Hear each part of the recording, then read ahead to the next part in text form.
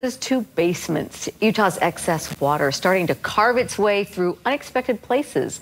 A string of warm weather days is bringing record snowpack down the mountain in a hurry. We have team coverage now on flood watch and the impact of high runoff. We start things off with Mike Anderson in Woodruff, where that runoff is starting to impact several homes in the neighborhood. And Mike, what are you seeing right now? Yeah, Mike, it's really a matter of the ground is just so wet here that it's starting to come up through some crawl spaces and basements in a bunch of homes. And meantime, waterways like this are starting to flow through town and into some people's yards.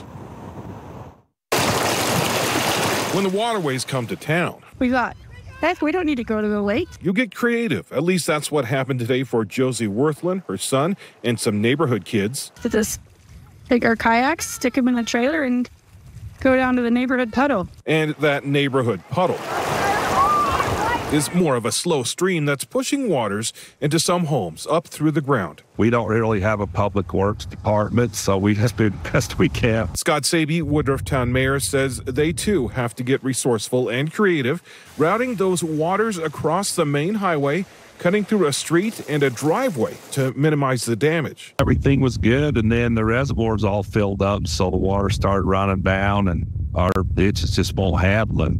So when it does that, it just runs right through town. But Saby says so far, so good. Volunteers are keeping an eye on things, hoping before too long it will all just pass by. We prayed for snow for so long, and then we got them. Our prayers were answered.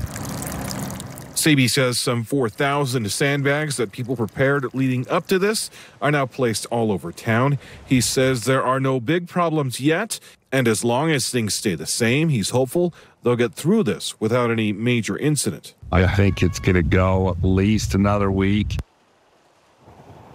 And Mayor Saby says from what he understands, there's still about 30 more inches of snow at Monte Cristo, which will eventually come down this way. It all goes out to the Bear River.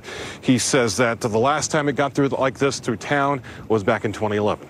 Back to you. Yeah, kayaking in the streets, not something you see every day. All right, Mike, thank you.